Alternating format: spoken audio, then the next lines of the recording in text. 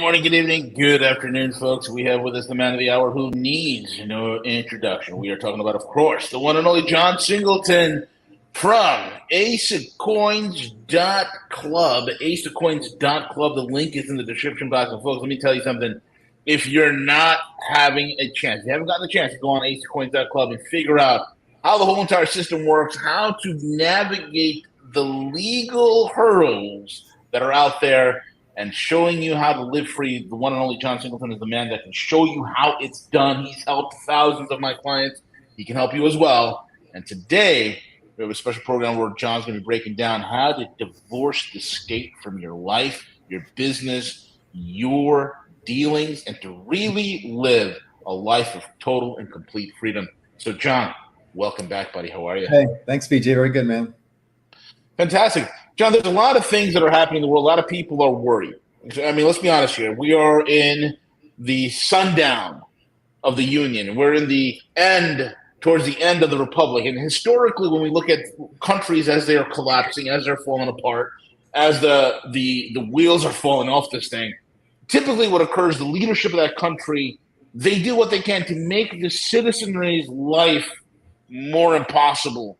You know, we've seen it recently with FinCEN in their stupid ruling for universal business owners. They want to know who the identities of everybody that owns an LLC in this country is, because let's be honest here, you know, your local barbershop or your hairdresser or your nail salon is probably a money laundering, white collar, you know. The mattress stores, I think, are the ones laundering money, and the churches.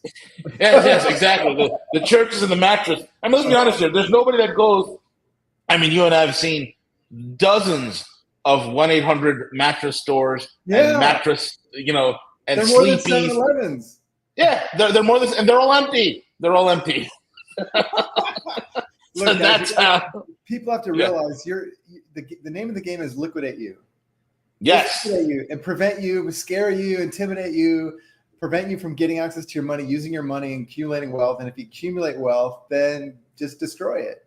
Liquidation. That's the name of the game. Yep. Look what happened to Veritasium, okay, Reggie? Oh, yes. Perfect example. A group of the customers came to me last week and asked me to look at the case, and I'm looking at it, and the judge is ordering him to give his patent rights or be held in contempt, which means go to jail for like 30 days or something like that. So I said, okay, well, how can you obtain an agreement? Because it would require him to agree to do that. That's a valid agreement when there's a threat of incarceration. That's the definition of there's no agreement, right? Right. This is what they're doing. They're liquidating him.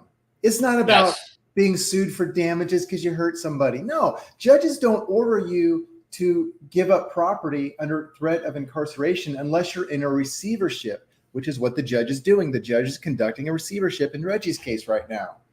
He doesn't understand because his lawyer is helping the receivership along. A lawyer is there to practice attornment. And how do you practice attornment? Well, you need property. What's the only property in the case against Reggie? Reggie's property, and they want it. And that's what's going on. Your court system is there to liquidate you. Absolutely. John, let me ask you this. Can you, briefly in a layman's term, explain to the audience what attornment is? Like, what is it really? Because people think, I have the attorney. My attorneys are on it. Okay.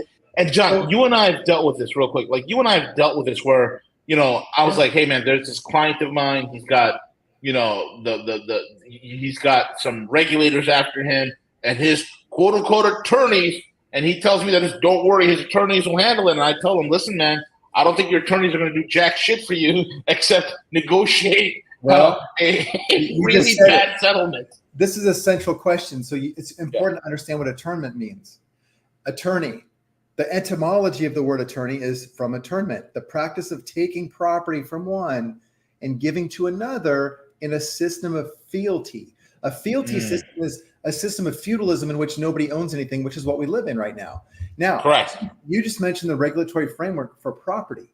What are we going to regulate? Property rights. Okay. Yes. A regulation is the same as a lien. A lien, if you go look at the case law, a lien is the taking of property. Then a regulation is the taking of property. When you hire an attorney, he helps the property be taken. You have to understand. You have to understand what you're dealing with. Okay. Yes. Yes. So there's a solution, like in Reggie's case, but I'm saying the point is that's a great example. If you guys were to read the case, see, my perspective is he's in receivership right now. No one's saying it though, and the judge is acting as the receiver without telling anybody. And there's no debtor in possession. There's no perfected security interest. That's why the judge ordered him to convey the property so they could take it from him, because they can't take it. Why? Because the court has no authority. They need him to do it, and they threaten him to do it. This is sick, man. It's insidious. It's insidious. And the worst part of it is these bloody attorneys, and this is what people need to understand this and get this to their thick heads.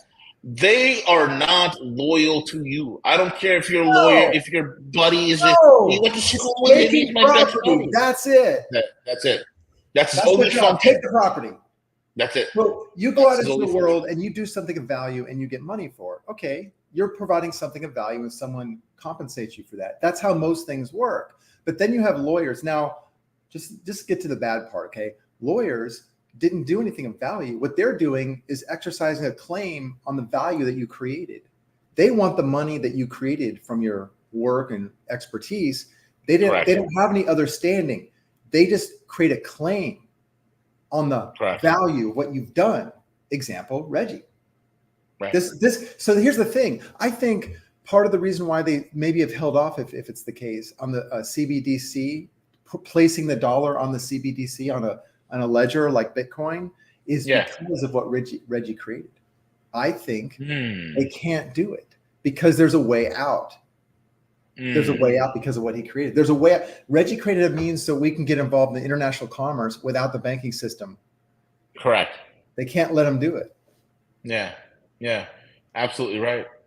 Absolutely right. That's my take on it anyway. So no, it's true, man. I mean, when you look at also the whole aspect of the attorney, right? They're attorney, right? Then on top of that, they are beholden to the bar, right? The Bar Association, which is what the British accredited regency. Well, that's not the. So what? I mean, it's a private membership association. The bar is. Bingo. It's very powerful, but just understand the nature of the beast. It's there to take your property. I mean, that's it. Go, but he really helped me during the divorce proceeding. Okay, you don't understand something. You had property rights. Let me explain what they would be. Child custody. You had already the custody of your child. You took care of him because why? You had the liability and you loved him, but you had the liability, right? Nobody else on earth had the liability to take care of your child. So gives you the right.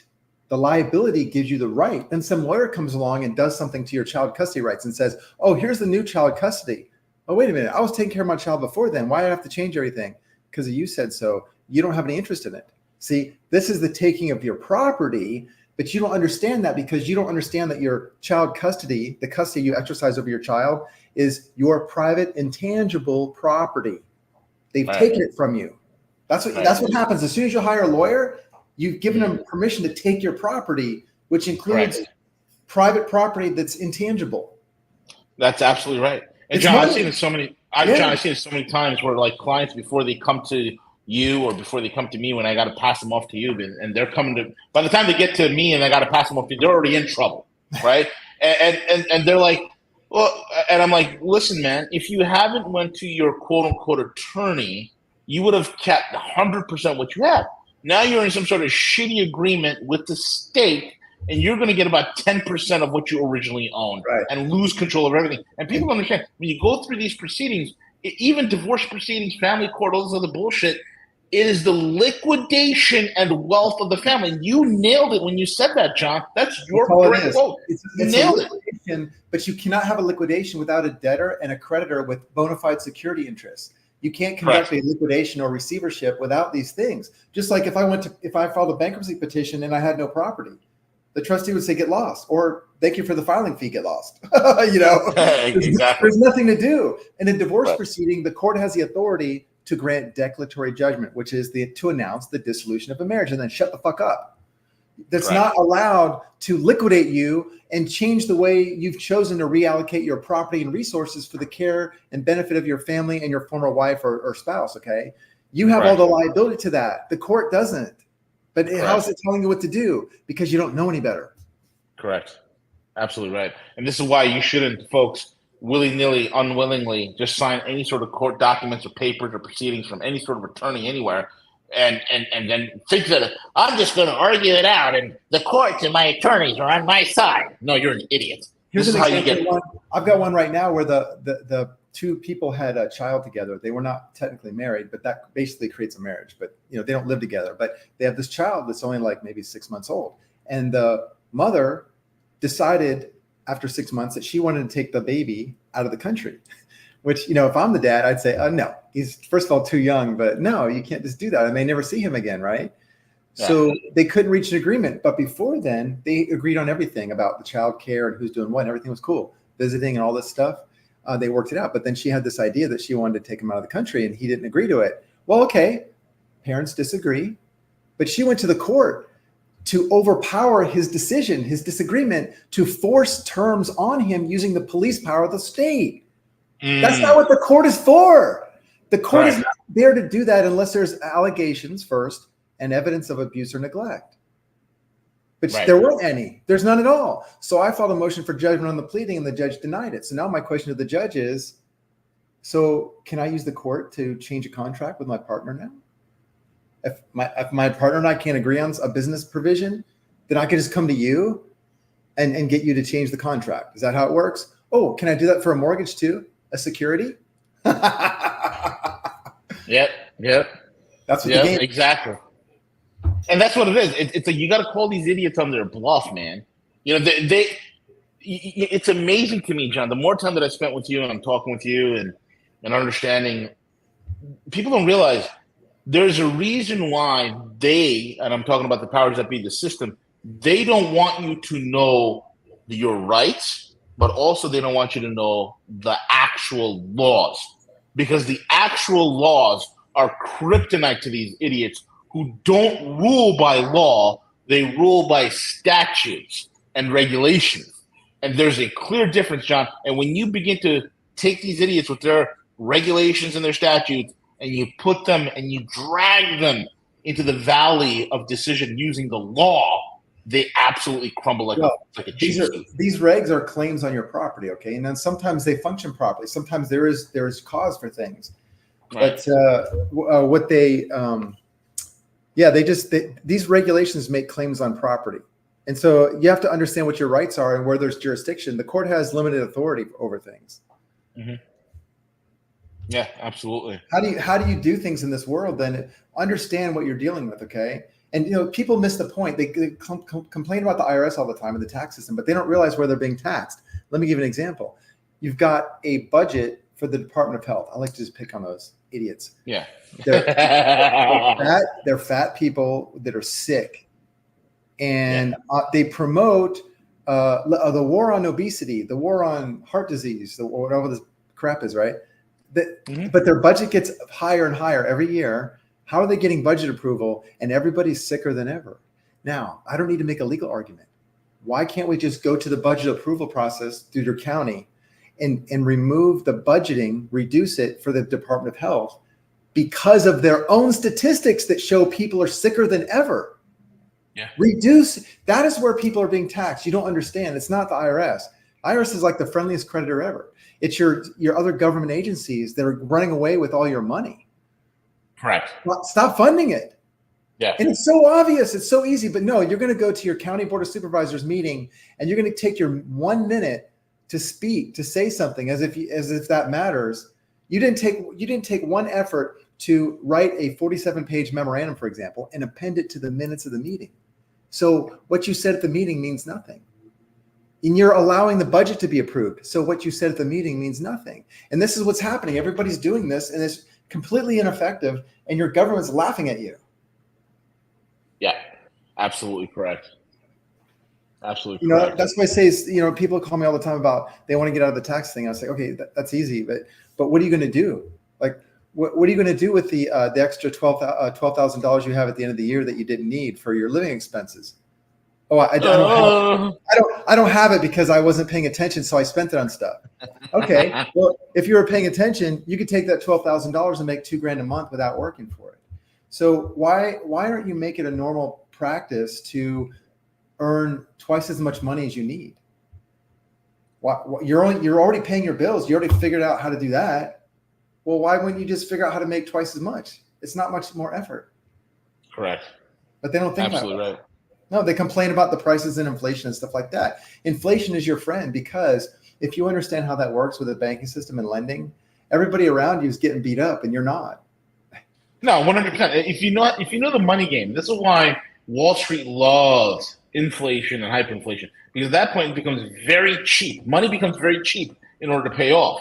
It's when in deflation they hate it. Deflation is kryptonite for them, right? Money becomes extremely expensive, and so if you learn to leverage, and this is one of the things that you and I teach all the time, John. Leverage, leverage, leverage. Leverage what? Liquidity. How do you get liquidity? By the businesses, by the opportunities, and secondary income generation tools that you are able to create for a lot of people, John. And you've helped so many of my clients, especially with income creation on aceofcoins.club, buddy. And I want to thank you for that. This is what people need to get. It's like people are on the sidelines. John, it kills me that more people are hooked to the salaciousness of headlines and all the stuff that's going on with all the news, and they don't take. And the thing is, they don't take 5 minutes. They don't take 5 minutes. Okay, fine. The world's going to shit. They don't say to themselves, hey, you know what? The world's going to shit. And this is what you and I do, John. We see the world's going to shit, and you and I wring our hands together. All right, we're going to make a lot of money. Yeah. The average person is like, the world's going to shit. I need to run to my bunker and get my cat food. It's been going to shit since World War II, if you want to measure it. I mean, even before then, but I'm just saying it's been continuous. Yes. People complain about the wrong things. Yeah. They miss the whole point. Yeah, I love the Chinese word for what? Opportunity and crisis is the same word. Yeah, it's the same word. Mm-hmm. Yeah, I like to be effective. So I always give the example. Now you want to talk about divorcing the state? We could talk about that. But let's do that. Okay, so all right, so look, guys. You're going through a divorce proceeding. The purpose of the court is to use the public forum to announce the dissolution of a marriage. The child care is already established. You already have child custody. You already have a practice. So you already have hours in which you're taking care of. You already have money decided how you're going to pay for clothing and food and healthcare and all this. This is not the court's business unless there's evidence of abuse or neglect, and there has to be an evidentiary hearing. So otherwise, you're being liquidated. Right. So one spouse is using the police power of the state to intrude upon your private marital arrangement. And ironically, they're using the private membership association known as the bar. The judge is a member of the bar, so as everybody else. And your family is also a private membership association, but they don't want to talk about that. They want to ignore that. These are two separate organizations. It's like, think of the bar as a church, the court and the bar as a church, and your family as a church. What is one church doing to the other church? Liquidating it. Why are you letting that happen? Because you didn't understand what was happening. Yeah, exactly correct. And John, could you like cite some examples of why a family is a private membership association? Okay, a private membership, the definition of a private membership association is, for example, if I wanted to be a member of the bar, they would never let me. Never, never, never. They exclude most people, right? So my brother and I are a private membership association. Why? Because you can't be in it. Only my brother and I can be in it. Nobody else can ever be in our association. The same with a family. You have husband and wife, mom and dad, right? And the children. That's it. By definition, no one else can be in it. Therefore, it's private, and it's not acting out like it's not a business that's creating a public interest. Correct. Okay. Yeah. Now, if I open up a lemonade stand on a public right of way, the state has an interest in that. They can make me get a license. I have to ask permission and pay a tax for that. No problem. That's what we want. Yeah. But we don't want the state intruding in your private affairs unless there's cause. Correct. There has to be cause. We want the state if there's cause. But just because the spouse filed a petition for dissolution doesn't give the state cause. There can only be cause when there is abuse or neglect, and limited to that. You're not subject to liquidation. It's just like when the judge says you have to sell your house and split the equity because it's equitable. No, it's not. What we did before that was equitable. It's none of your damn business. And we can never figure out who had what percentage, because that's not what families do. You don't split things down the middle. It's never that way. But no one can ever figure what that is unless you have some complex algebraic equation. Who cares? The family functions. It's not for the state to come in and say, as of today, it is now equitable to split all the liquidity that we can muster out of your collection of property.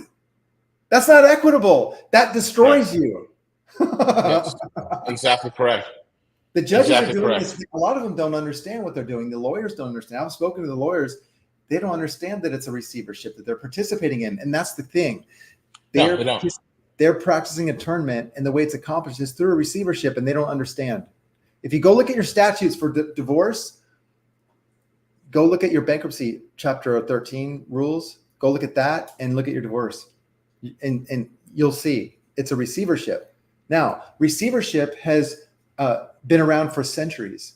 It has nothing to do with the Constitution. Think about it like this. A community in a small area, a geographic area, a community that's functioning. It's got like farming, agrarians, farming, fishing, and they have maybe a blacksmith and all this stuff, right? And so one prominent family, the father dies, right? So there's wealth there, there's resources, there's knowledge, it's gone.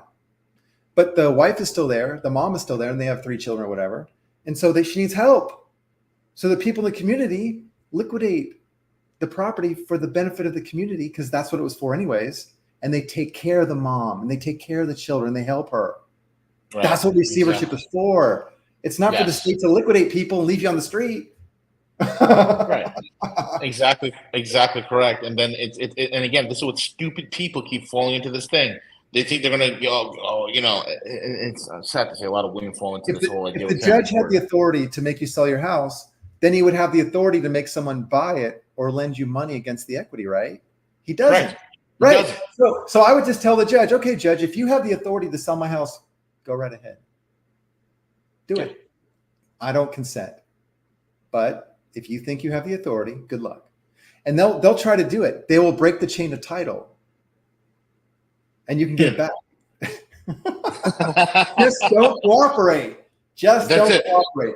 Because if the judge says, well, if you don't agree, we'll put you in jail. I'll put you in jail for contempt. Oh, okay. So agreement is reached by threatening me under duress. Isn't that the definition of no agreement? Even if I agree, that's no agreement, right? Right. Well, let's not talk about that. Oh, yeah. But look, guys, this is a prominent aspect of our society right now.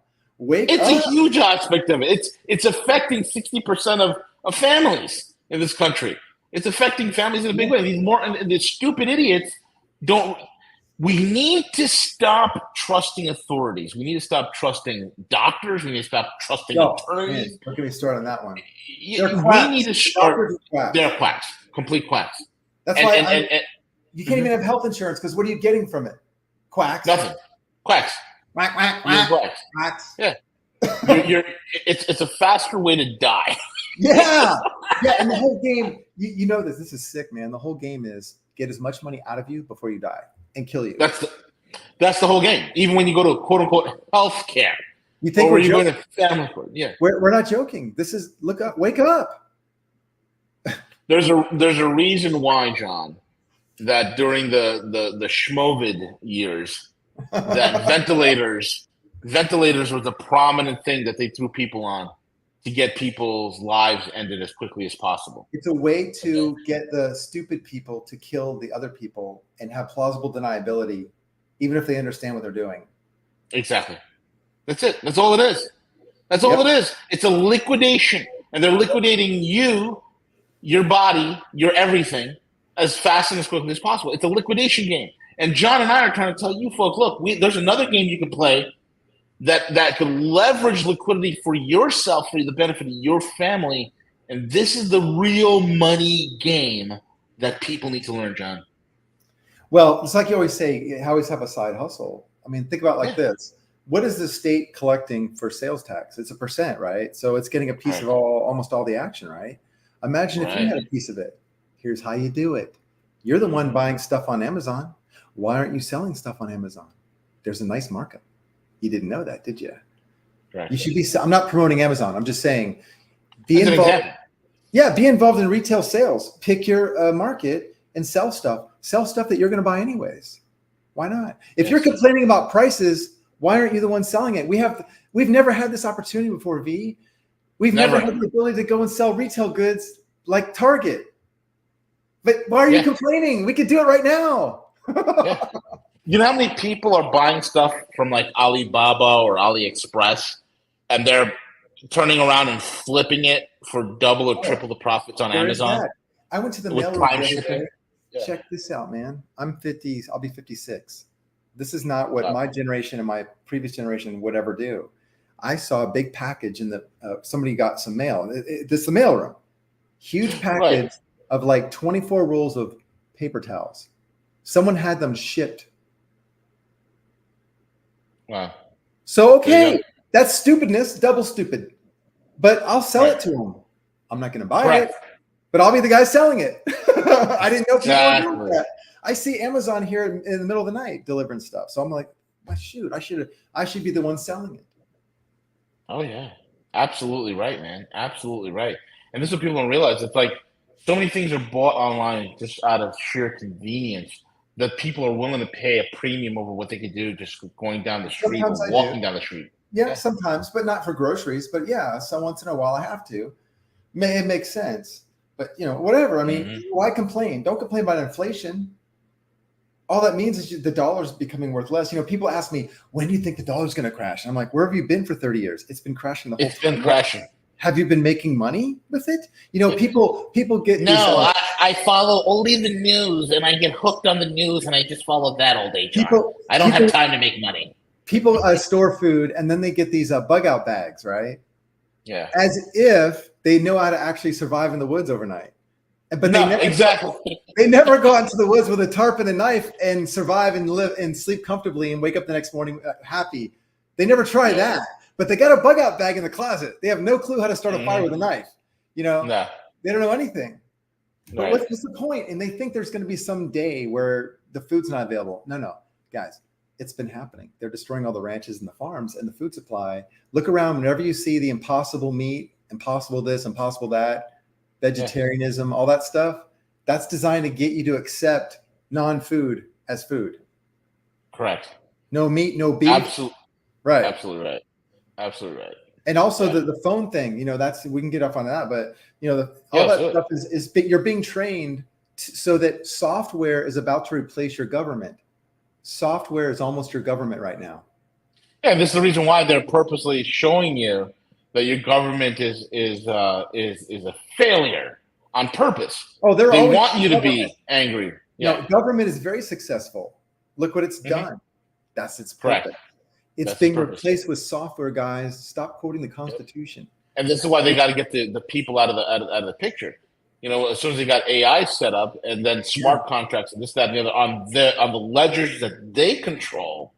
That's right. Then it's game over, man. So pretty soon, software is your only way to get goods. You got to use software. You got to use technology to get goods and services. Pretty soon, if you don't, you'll just be excluded from society. You're left to fend for yourself. So anyways, liquidation. If you're talking about divorce in the state, what I like to show people is, and I focus on men, okay, because the most divorces are initiated by 80% women. So I'm going to help men because men have all the liability. Yeah, mothers have liability also, but men ultimately have all the liability. Therefore, they have the authority.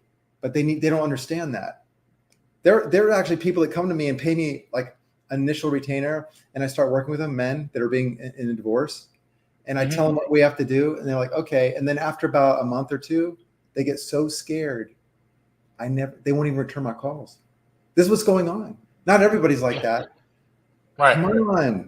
Come on. You can't be that afraid. Yeah. No, I know guys that'll talk a mean game, and all of a sudden a collections letter. I've seen guys cut me off in traffic and flip me the bird and stuff like that, and in a big truck. And that's the guy that's afraid of a debt collection.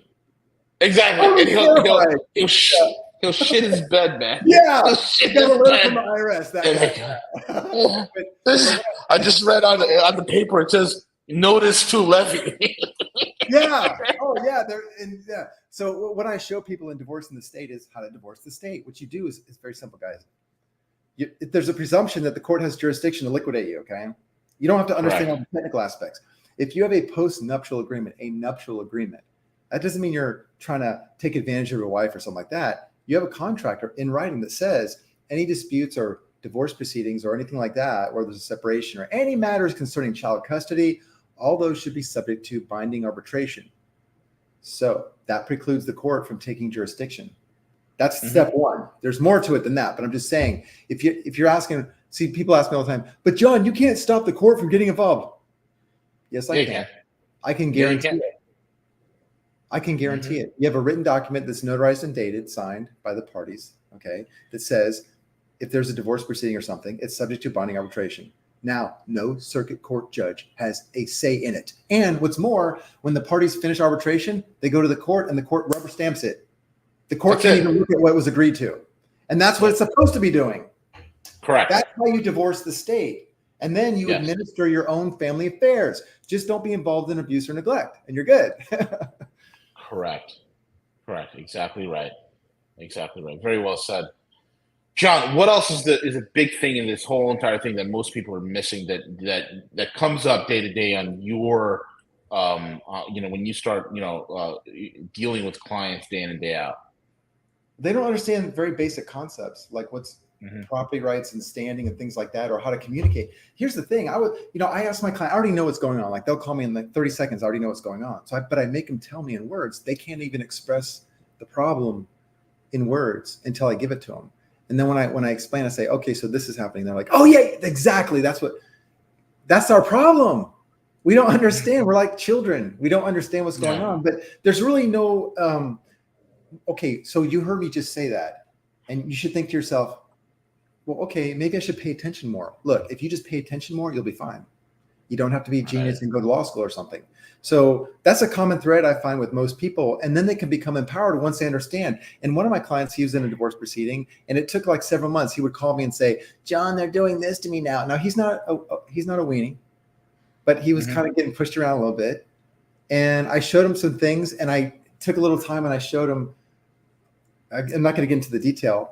And he then really got angry. After so much time, he finally got it. The bulb went off.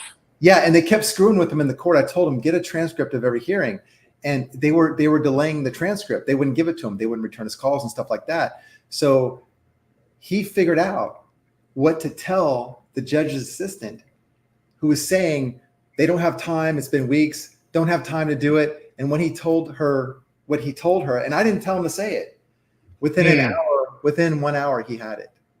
Because then he's starting to understand what to tell him. He's angry, and I didn't get him angry so he'll punch a hole in the wall. I got him angry so I can help him be effective. And now he's effective. Sure. And then he called me after the fact and said, John, here's what happened. I said, good, man. Now you got it. Now, so when I give him documents, What were they doing? They're just jerking him around. They're liquidating him. And so I have him get a transcript of all the hearings. So because we're going to go after the judge, we're going to sue him. We're going to put him in receivership. And we have to waive his immunity, which we've done. And so, anyways, it's a game. So to do that, we need the transcripts. They don't want to give the transcripts. They don't want the higher court to see what's happened. They don't want the ethics committee to investigate the judge.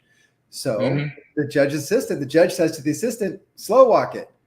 And of course, she slow walks it until my client calls up and says, I think the chief judge should understand the collaboration that's been taking place between you and your boss there, and et cetera, et cetera. And bam. Okay, here you go. Oh, it was ready so fast. Wow. You said wow. And you know what's funny, V? We filed the report anyways to the chief judge. Beautiful. That's what you do. He's a son of a bitch. Who's done this mercy. before. When you show people courtesy and you give them time to fix it, and they don't, after that, gloves are off. No mercy. Take it all the way to the end. They're going to end up in receivership.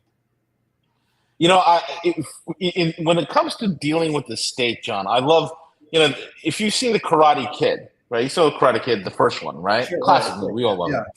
Remember Cobra Kai, which was the bad guy's dojo, right? That Daniel-san had to face the bullies from Cobra Kai. Now, Cobra Kai had a motto, and I think this motto applies to us and should apply to us as modern day. Exactly. Strike first, strike hard, no mercy. Yeah, I mean, if you have a divorce proceeding, the first thing you try to do is prevent it by not letting your wife have the money. Some of you are not in that position, but if you can't do that, the first thing you do is file a motion to dissolve the receivership. Day one. And then you yank the judge's immunity for even agreeing to take the damn case. And then you bring him right into another court in front of another judge under a tort claim. So he's in family court, a division of the circuit court or the superior court. Yes. You take his ass right into the superior court and sue him for trespass. Bingo. He's already trespassing. Yes. The first thing they do is ask for asset discovery. That's the first thing they do. It's none of their damn business what property you have. So you're right. So you show no mercy. You go through it. Look, if you guys want to start a fight with me, you better hope you defeat me immediately. Yes, exactly. And here's the thing, man. You take these asset searches and you turn these idiots that are looking for these assets into ass hats. Man, because they become ass hats after this. We make them run around in circles. They don't even know what's what anymore. They're just like, but you had this and this. I don't get it. Like one case, we actually conveyed that the judge said, sell your property or I'll put you in jail. So we gave the property to the judge. You see how fast he's trying to get this name off the title? He had to recuse himself and everything. A disaster. Right? But judge, you said you would shoot me if I didn't give you my house. That's what I understood. No, I wasn't saying that. When I was telling you the judge, I was really scared. Yo. You know? Oh my God. Okay. John, you're a dangerous man. You're a dangerous man.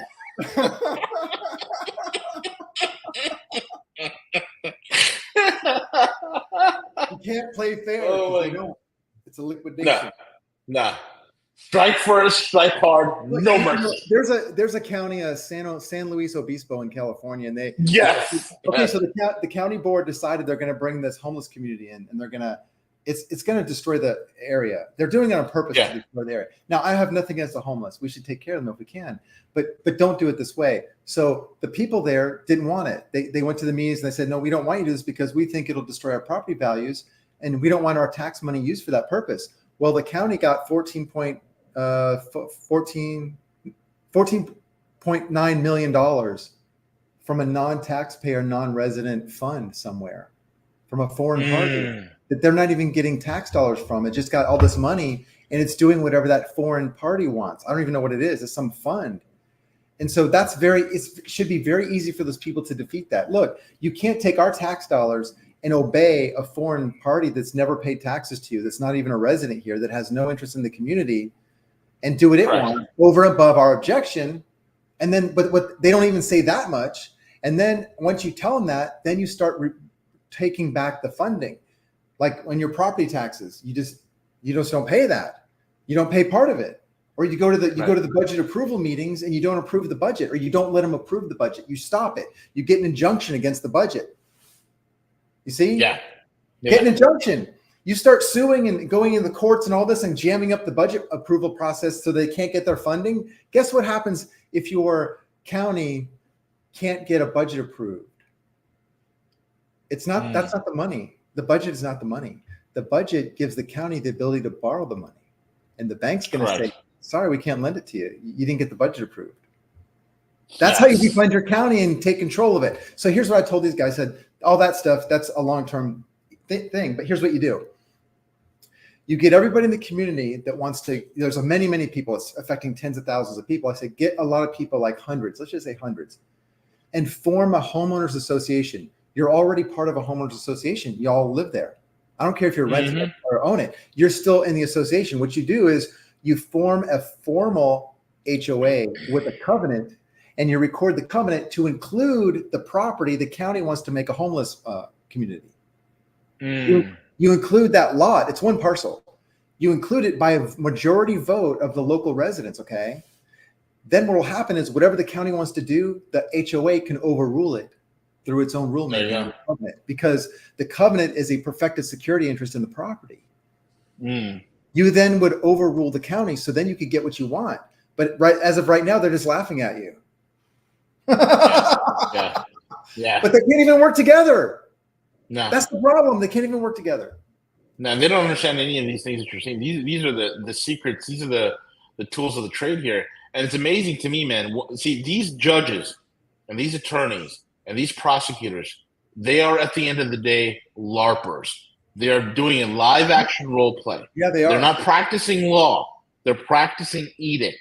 They're practicing statutes. They're practicing regulations. They're practicing ordinances. They're not practicing law. And as soon as you come with real hard-hitting law that was codified by our founders, that has made this country great for what it is kryptonite to them. They soon realize and they begin to panic that you've got them, because they realize all of a sudden you end the LARP. You have to end the LARP. And when you do that, that's when things start swinging in your favor, folks. First, you have to be able to describe the situation of the problem. Describe it. Yeah. If you can describe it, then you can work toward a solution. But for so many people, as you asked me, what's the common thread? They can't even describe what's happening to them.